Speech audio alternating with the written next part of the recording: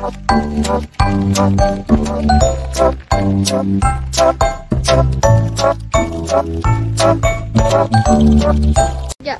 halo semuanya, perkenalkan nama saya Riri Rizkika dari Program Studi Hukum Bisnis Angkatan 2024 di Universitas Negeri Makassar.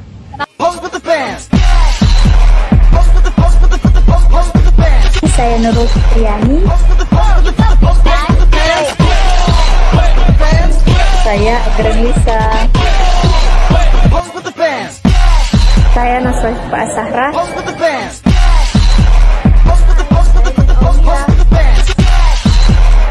Nama saya Muhammad Sutahira.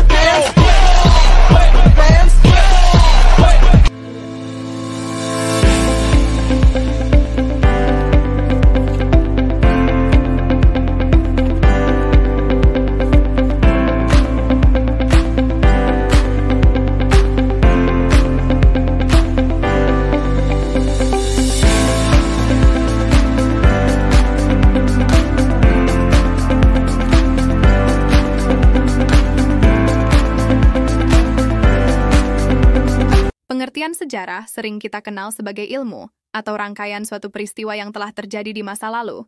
Namun apa sebenarnya pengertian dari sejarah itu sendiri? Mari kita simak. Sejarah diambil dari bahasa Arab, dari kata syajarah yang berarti pohon. Arti pohon di sini dimaksudkan sebagai pohon keluarga atau silsilah serta usul dari adanya sesuatu dan perkembangan tentang peristiwa yang berkesinambungan. Lalu hubungan sejarah dengan hukum itu apa sih? Ilmu sejarah dan ilmu hukum merupakan dua entitas yang tidak dapat dipisahkan karena pada dasarnya hukum merupakan produk sejarah yang terus-menerus berkembang sesuai dengan peradaban manusia. Dengan demikian, mempelajari ilmu hukum berarti juga mempelajari sejarah itu sendiri. Sebab produk hukum di setiap fase sejarah akan menjadi cermin perkembangan dan pertumbuhan hukum di era terbaru. Sejarah hukum di masa lalu memiliki pengaruh besar terhadap dinamika hukum di masa kini. Hukum yang eksis di Indonesia pada saat ini sebagai terminologi hukum positif dalam pengertiannya, yang modern dapat ditelusuri keberadaannya dari sudut sejarah hukum. Sejarah hukum positif yang berlaku yang ada merupakan kesejarahan hukum yang dapat ditarik secara periodik dari masa kolonialisme Belanda di wilayah Hindia Belanda. Kekalahan Belanda atas Jepang merupakan periode selanjutnya dari berlakunya hukum positif di bawah kekuasaan militer Jepang.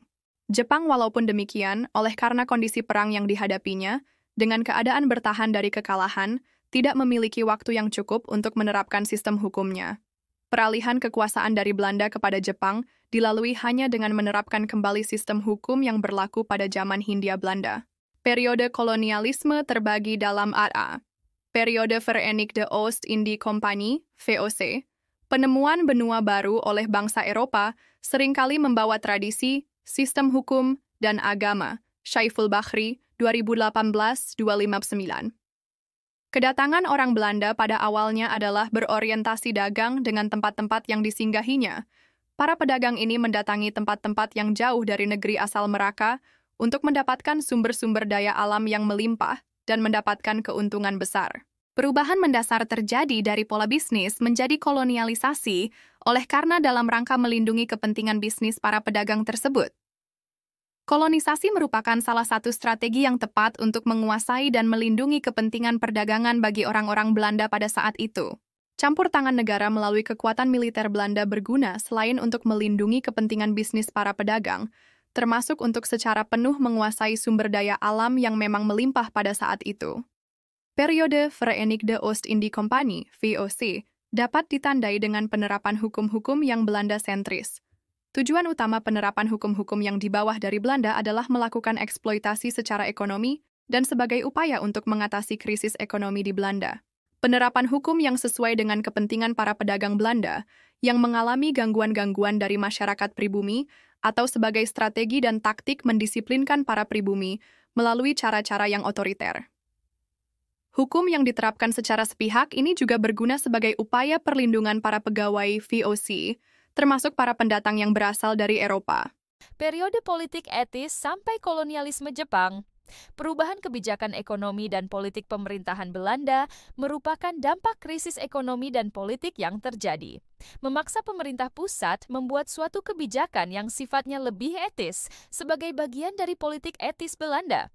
Kebijakan politik etis membawa keadaan di wilayah koloni Belanda diterapkan keadaan yang sifatnya adalah mirip dengan masyarakat Eropa. Pemerintah Hindia Belanda secara sadar melakukan westernisasi kepada masyarakat atau dengan cara mengeropakan masyarakat pribumi. Politik etis di awal-awal penerapannya berkaitan dengan pembaruan hukum dengan sifatnya atau model Eropa adalah 1. Pendidikan untuk anak-anak pribumi, termasuk pendidikan lanjutan hukum. 2. Pembentukan Volksraad sebagai lembaga perwakilan para pribumi, sebagai kuasi legislatif dalam pemerintahan kolonial. Penataan organisasi pemerintahan, khususnya segi efisiensi. 4. Penataan lembaga peradilan dalam hal profesionalisme. 5. Pembentukan peraturan perundang-undangan yang berorientasi pada kepastian hukum. Awal kemerdekaan sebagaimana yang dijelaskan sebelumnya, para pendiri Republik Indonesia tidak memiliki waktu yang cukup membangun tatanan hukum yang sesuai dengan keadaan sesungguhnya yang berlaku di masyarakat. Pembuat Undang-Undang Dasar Negara, the framers of the constitutions, negara yang baru merdeka secara sadar memasukkan sistem hukum sipil, civil law system, yang berlaku di Belanda dan diterapkan di Hindia Belanda untuk tetap diberlakukan setelah Indonesia merdeka. Yuridikitas ini dapat ditemukan dalam pasal 2 Aturan Peralihan UUD 1945, menerapkan secara pragmatis dan praktis hukum-hukum yang berlaku pada zaman Indonesia belum merdeka. Dan 2, periode revolusi fisik hingga demokrasi liberal, CETA. Periode revolusi fisik dengan berbagai permasalahan yang dihadapi ini membuat tidak banyak yang dapat dilakukan oleh para pemimpin bangsa, terutama menciptakan dan perubahan-perubahan terhadap hukum. Awal periode revolusi fisik dilakukan pembaruan dalam bidang peradilan dengan tujuan dekolonialisasi dan nasionalisasi. Badan-badan peradilan diunifikasi dan disederhanakan. Selain itu, dengan cara mengurangi dan membatasi peran badan-badan pengadilan adat dan swapraja. Badan-badan pengadilan agama justru sebaliknya dilakukan penguatan terhadapnya, bahkan badan-badan pengadilan agama dikuatkan dengan pendirian Mahkamah Islam Tinggi (DAB). Periode demokrasi liberal kurun waktu dalam periode demokrasi liberal sendiri tidak mengalami perkembangan sesuai dengan yang diharapkan. Undang-Undang Dasar Sementara 1945 yang progresif dalam hal pengakuan terhadap hak asasi manusia, pembaruan hukum dan tata peradilan secara praksis tidak dapat dilaksanakan secara memadai dan berhasil guna.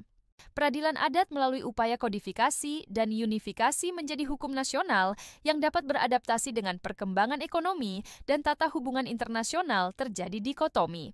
Peradilan adat dengan perkembangan ekonomi dan hubungan internasional tidak sejalan, kompatibel antara keduanya.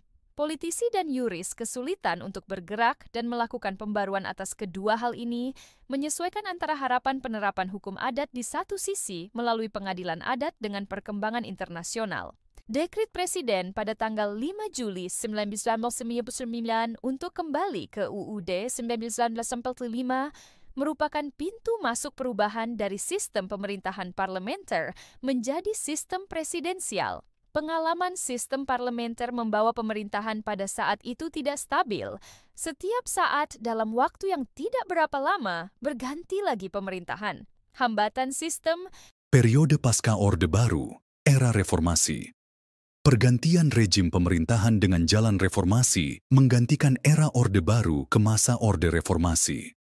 Rejim Orde Baru berganti dengan Orde Reformasi, diawali dengan krisis moneter yang melanda Indonesia. Korupsi, kolusi, dan nepotisme sebagai akar masalah di masa pemerintahan rejim Orde Baru membuat perekonomian nasional mengalami keguncangan yang berakhir dalam situasi krisis moneter yang dalam. Desakan masyarakat secara masif dilakukan di seluruh wilayah Indonesia. Kelompok-kelompok sosial di dalam masyarakat secara serentak mengajukan tuntutan terhadap pembaruan hukum, sosial, ekonomi, politik, serta segala bidang kehidupan di masyarakat yang selama ini tidak mendapatkan tempat di dalam pelaksanaan pemerintahan. Tuntutan reformasi muncul sebagai jawaban atas permasalahan pemerintahan dan persoalan kemasyarakatan yang ada pada era Orde Baru di segala lini. Perubahan dengan cara melakukan reformasi, pembaruan, yang ada pada era pasca Orde Baru secara garis besarnya dapat disebutkan sebagai berikut. 1. Pembaruan sistem politik dan ketatanegaraan. 2. Pembaruan sistem hukum dan hak asasi manusia. 3. Pembaruan sistem ekonomi. Pembaruan dalam segala aspek kehidupan masyarakat.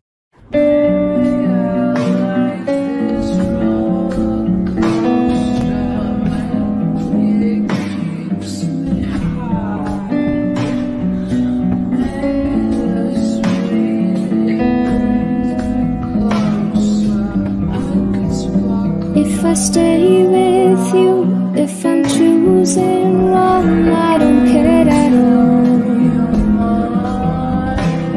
If I'm losing